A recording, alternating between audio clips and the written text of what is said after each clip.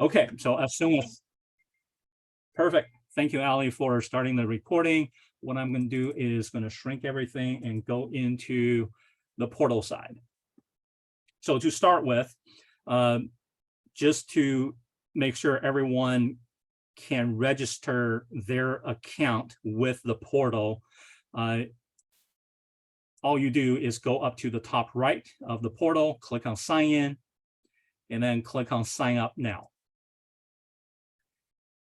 Put in your email address, click on send notification code, and check your email. Once you have your email, you copy and paste the verification code and click on verify. Then you put a password, confirm the password, put in your first name, last name. And what I will do is actually do this with us.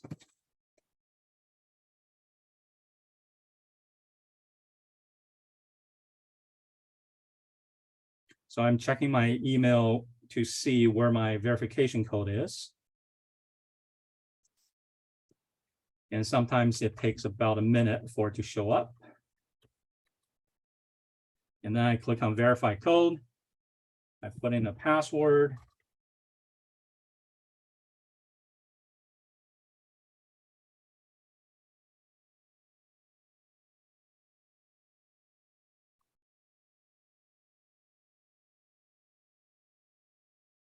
And the reason I'm putting it won't work in my first name is because I know this email address is used in the system. The system will say, Cheng, you already have an email, you already have an account. But if you do not have an account with the PUC and you put your email address, once you fill all the information out, you can click on create and the system will say, thank you for registering. Now your account is active. And because I have an account, the system tells me in red, it's already existing. So all I have to do is go back to cancel and click on sign in again. And instead of trying to create my account, all I'm going to be doing is I'll tell the system I forgot my password. And I will use the same email address I used earlier. And again, I need to send a verification code. And after I get the verification code, I paste it in here. Click on verify code, and then I can continue. And once I continue, I can actually change my password. So now I basically reclaim my account. And the reason for this happening is when we are migrating the data from our current system into ADS, all the contact information with your email addresses are migrated. So you already exist in the new system. And by going through the account creation process, you're just confirming your email address exists in the PUC system, and you just need to go through the forgot password process to reclaim. So now, after we have reclaimed our access,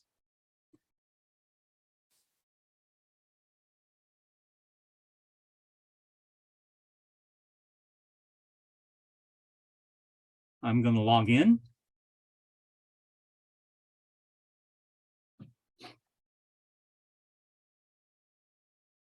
And I can see my first name, last name. I have my profiles. And right now, this account, because I do not see my organization, my access request, and everything else, I am not associated with any organization. So this would be an example of your company employees who's not an admin, but they may be a filer or data requester. So as a freshly registered account with no access, I will go to my my name on the top right, click on the drop down, click on my access requests.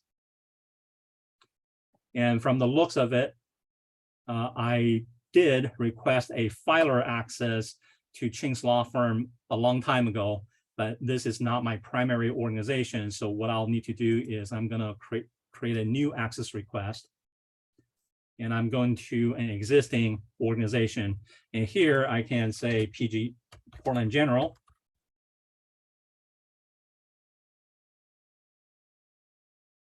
And I can pick Portland General Electric and request any kind of access I want. Or for testing purposes, I'm going to request access to Ching's law firm again. I'm going to say, yes, Ching's law firm is my primary organization, and I want to have admin roles to Ching's law firm, and I will submit. So this is how administrators will submit their request for their admin access to their primary organization.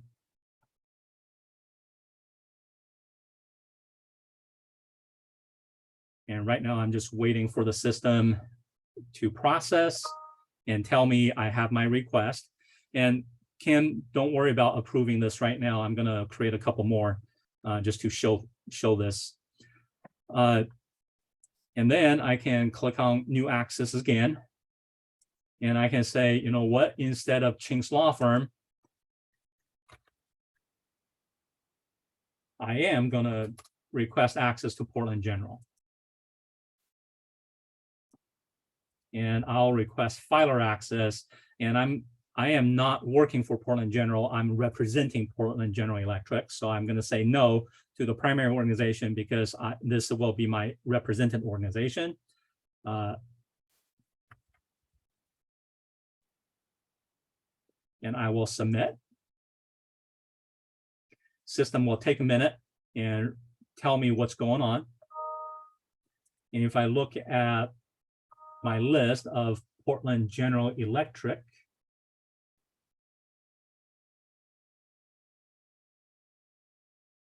Jenny and Annie most likely will receive an email letting them know Ching is requesting access. And if they go to their dashboard,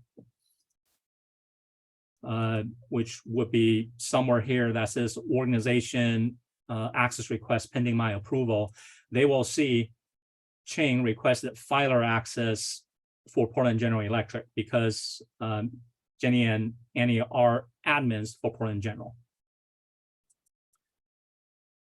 And I just remembered, I think Portland General Electric, there's a company in our system as well. So if I went back in and looked up the proper spelling,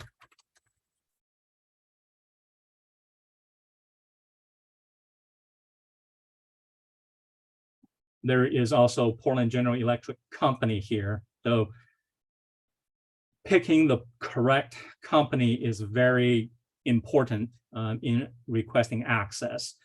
Just because I assumed Portland General Electric is the proper one, I made my request, but then I know for a fact right now, Jenny and Annie actually are admins for Portland General Electric Company. So I'm gonna make another request.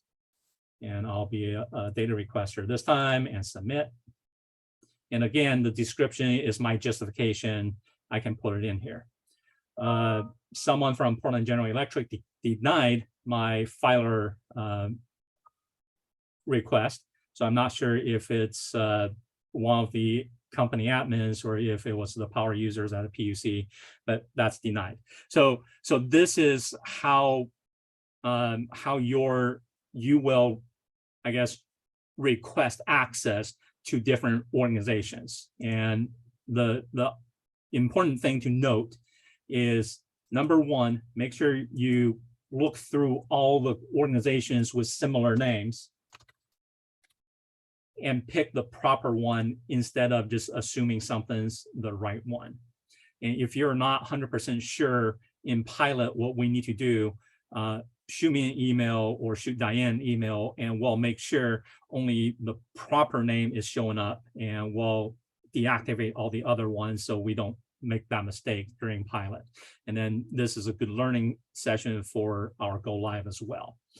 The second important thing is primary organization. Once you have a primary organization access as an admin already, or as a filer or discoverer, all the other ones you're actually just representing. So again, the system requires you to have a primary organization so we can tie Sanger Law Firm to a represented organization.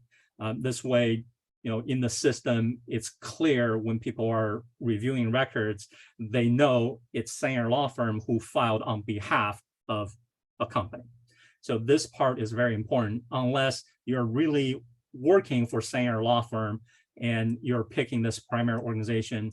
If you're requesting access for PGE, for Northwest Natural, for Meta Platforms, you want to make sure it's a no. So the system knows you're representing this organization instead of you're working for this organization. All right, with that, there's a question: how do we, as admin, get notification when someone requests access? That's the first question. In our system, every time there is a request going through requesting access, an email is sent out to the company admins letting them know there is a request. Or let me just log out and actually log in as a organization admin.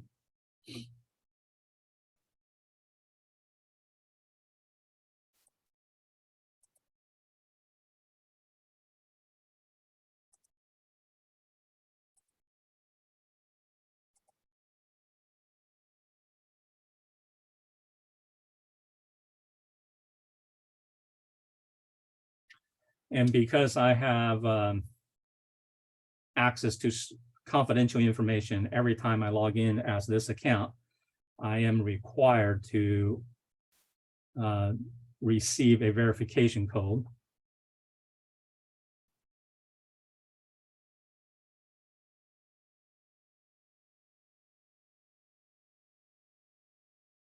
And verify I am who I say I am.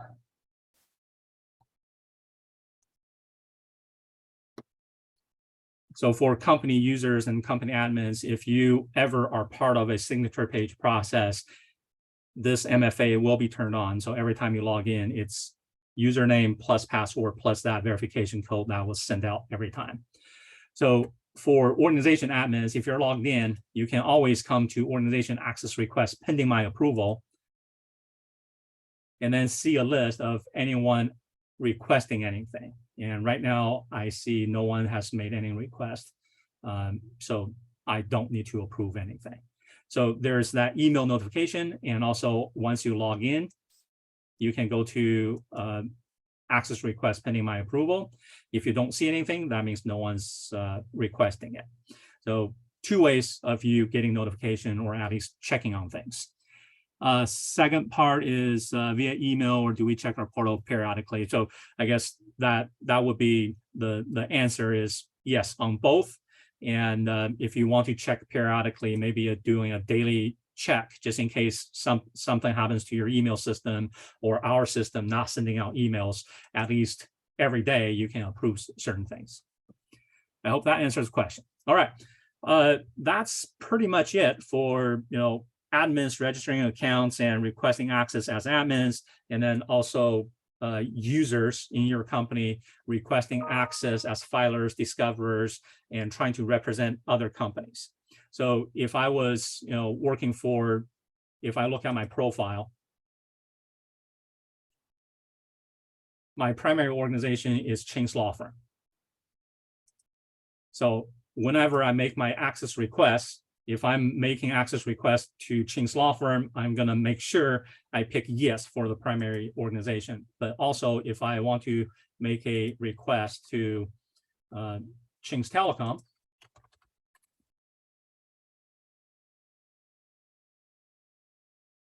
although I am managing Ching's Law Firm as an admin, I can just go to Ching's Telecom and say, I want to be a filer for Ching's Telecom because I'm representing you. I'm multitasking, right? And then I can submit a request. So I hope that's useful for everyone on the call, and hopefully whoever is reviewing the recording. Any questions or comments from the group?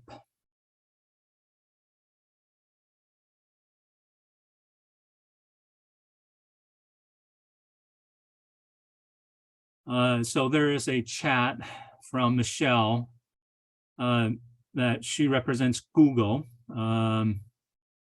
There's Google North America, Google Voice, and then Google really should show up as Google LLC.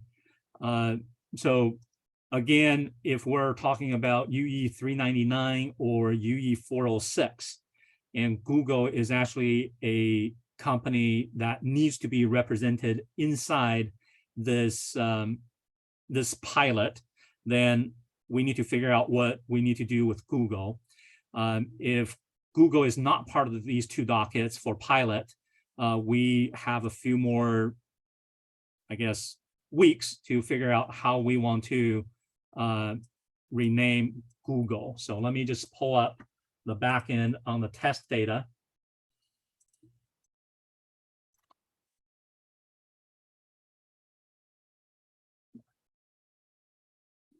And type in Google.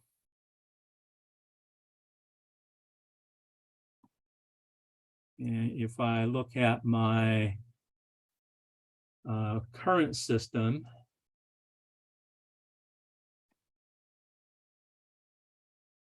I can see it's migrating the way it should be.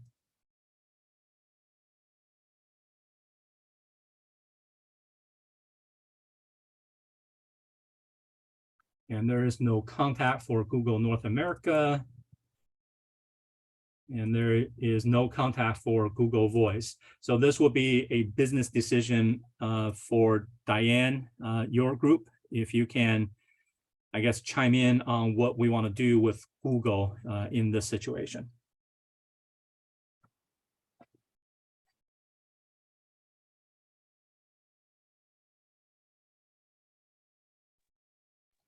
I would think that we'd need to rename them to the legal name, but that's my opinion. I agree with Kim to what their actual legal name is, like what they have. Because when you file complaints, sometimes they'll say, not with us, but they'll say an Oregon corporation, an Oregon LLC. So we just kind of want to keep what their legal name is, probably filed with the Secretary of State, what they use, if that makes sense. That's just my opinion. And Diane, I saw you did unmute. So you want to share? I think we need input from Google as well as what company name they want represented in the system. There are instances historically where we don't want the overarching company legal name. We want the subsidiaries legal name for legal reasons. So I think we need to hear from the company about how to handle that. And some of these are historical names as companies change their names over decades. So I think we need some input so we're doing the right thing. And of course, this is we're piloting, right? So as we're piloting, we're only dealing with UE 399 and UE 406. So if Google is not part of the two dockets, we still have time to figure this out, but we definitely do need to figure this out before we go live.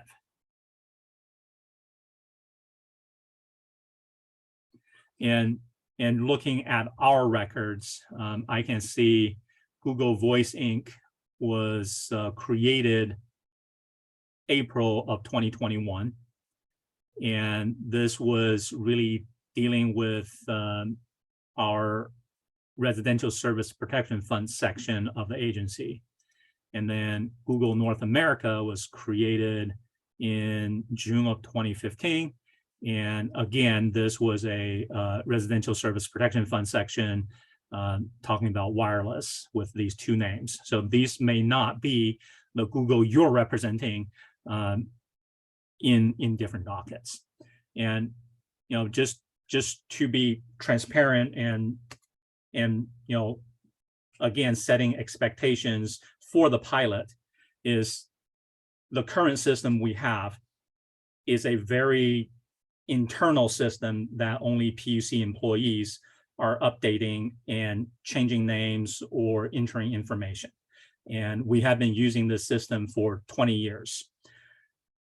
And the data in here, there's a lot of data. And some of them may be accurate, some of them may be misspelling words or may be inaccurate. And how we use the system today is different than what we designed for ADS. So ADS is a lot more interactive. We actually rely on the companies to make sure the company name is spelled correctly. The contact information is updated in the system rather than, waiting for PUC to try to update our system every 5 years on contact information. So a lot of these names that you see in our system, some may have a misspelling, some may have, different spellings of Portland General, as instance. So there's Portland General Electric, there's Portland General Electric Company, there are a couple other various spellings of T&D safety, as you can see. So hopefully through this pilot, your feedback on, it's very hard for me to find the right organization so I can actually apply or request my admin access. Or there's 6 different companies spelled very similarly. I don't know which one to pick to be a filer. Those are going to be great feedbacks for us to at least pinpoint where our issues are and then fix those before we go live. And obviously, after we go live, we still will have all these misspelling or similar spelling names for companies, and we will work with you to correct all this so the new system is actually going to be a better system that will allow a better interaction between the companies and PUC and allow us to do better things more efficiently. All right, so with that said, I have one thing. Kim has her hands up. Go ahead. If you go into the active access request, I've seen something that's a little bit interesting. So I think that it is, it's the data request. And if you open that up, I think this is a little glitch or a training issue all the way up to the top. There you go. Click into that, please. Data request. Well, it should be somebody's name. And so when I went into this and looked at it, I'm like, oh, this doesn't look right. So if you go into data request and click on that, yeah, right there, you can see that it's Kaylee McNay. And so something happened here, and I'm not sure if it's an internal or if it was something that she clicked on, but I wanted to make sure that you saw that. Thank you. And hi, Kaylee. Thank you for working with us on this. Let's just take a peek.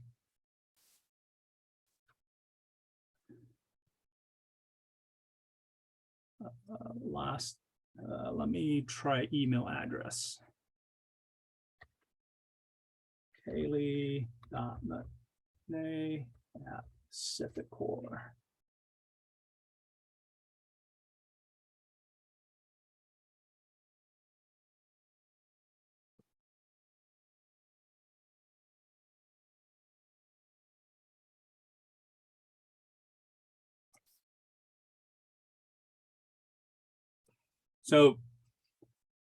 So for Kaylee, I see your chat. So this access request is to organization Pacific Power, and then it is for access to administrator, which all this looks good.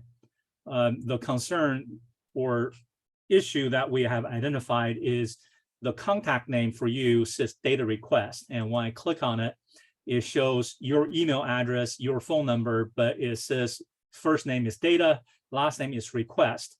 And I just checked in our system, and I can see your first and last name spelled correctly, and your email address is correct in our system. So when we migrated your data into the new system as a contact, this should show up correctly.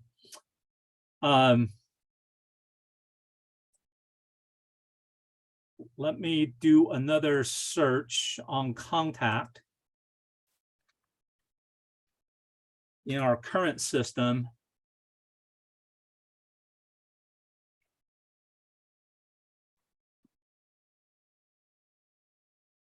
And I may see the issue here or not. Yeah, so I do not see a first name data or a last name request in our system at all. And I can't explain why your record is messed up unless Kaylee, you updated your first name and last name to these two things when you were playing with your account under profile. Maybe we should repeat it and see if it's the same error. And Kaylee just said no. So Kaylee, on your portal, if you go to the top right and click on the drop down and go to your profile, first name and last name are required. Can you confirm it actually says your name rather than data request?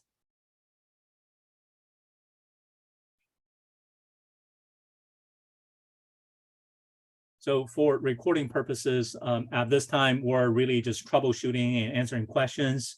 All the refresher for access requests were done. So if anyone wants to stop watching, you're good to go. All right, so Katie, you just updated your first and last name in your profile. Is that what I'm hearing? Perfect. So in general, if something is updated on the portal side, the PUC backend will get updated as well.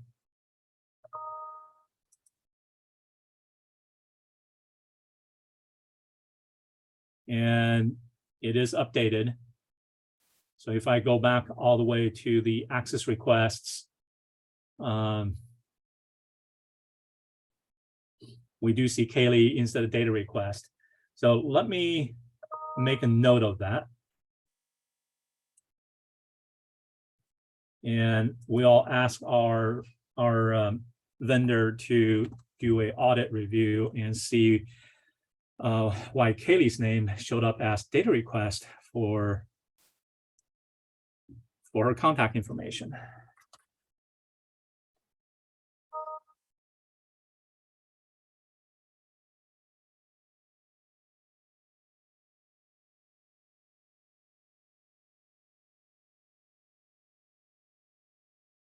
All right.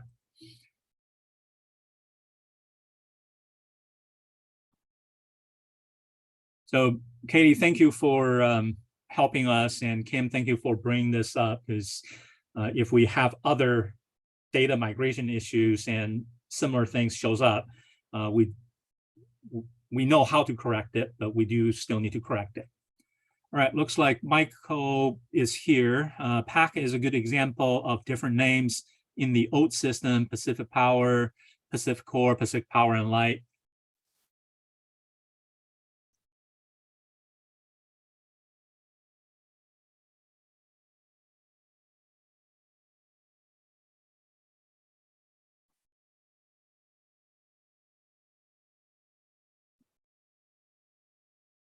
So if I were just looking for Pacific instead of Pacific Core or anything, these are all the names that shows up.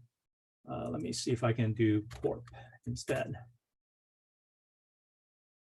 So currently we have 10 different names, and I believe the last time we looked through, Pacific Corp is the official organization name in BizApps. All the other ones were migrated because they were added as a business name in a contact information, or something else happened. And I believe Pacific Core Learning is also an organization name, but maybe a historical name. So anyone on the call from Pacific Core, when you are registering and looking at different things and you see all these different ones, I guess I need a final approval from one of the HD person, or maybe Carrie. Which one do you guys want to use? And we'll just use that for pilot. Well, yesterday we were told to go under Pacific Power.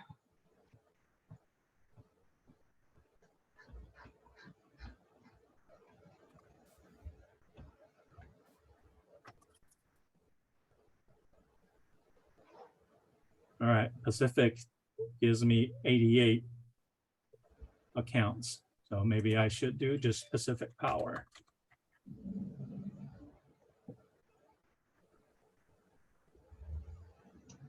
So, So we all registered under just Pacific Power yesterday. okay. And I can confirm that.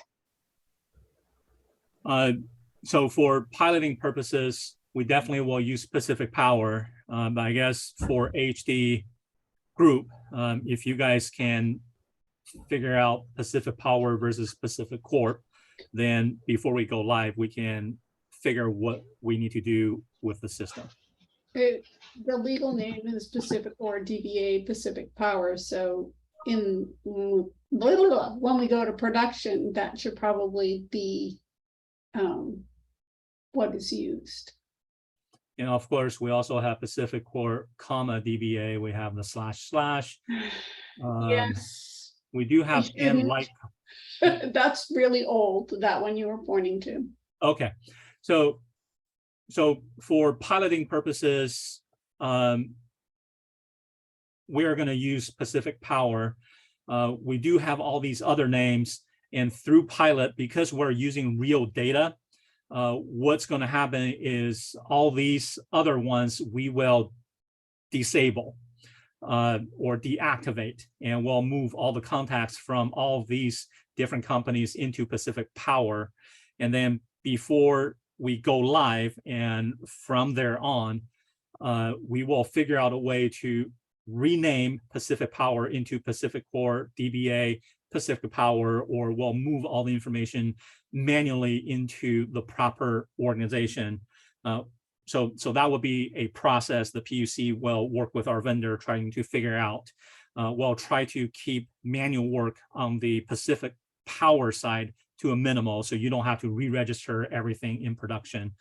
And as I'm talking through this process, because we're all in the sandbox in the test environment, so for testing purposes this week, you're using Pacific Power and it's all good. So maybe for next week, when we're actually moving into the official pilot with real data, we just need to make sure everybody from Pacific Corp registered under Pacific Power this week. You just need to register under Pacific Corp, DBA, Pacific Power in the real world, and then we don't have to worry about fixing anything from that point on. Does that make sense for everybody?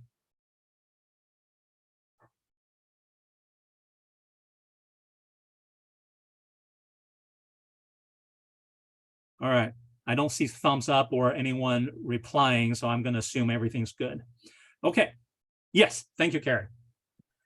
Right now we have another 2 hours and 10 minutes for anything this group wants to ask or wants to see. I don't have anything else going on until the afternoon. So anyone wants to see anything, have any questions, or I will give you guys a couple hours back. And Diane, I see you just unmuted. That was me. This is Ellie. I just received a direct message from Annie asking if it might be a good time for a break.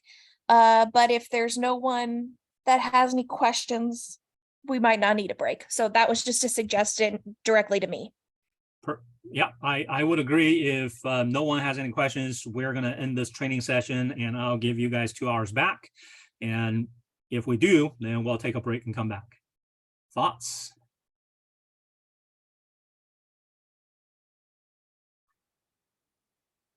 Okay, silence means to me that there's no more questions or concerns at this moment.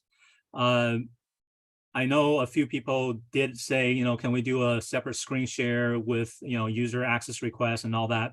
My email is in chat. So if you want to email me directly, we can set up another time.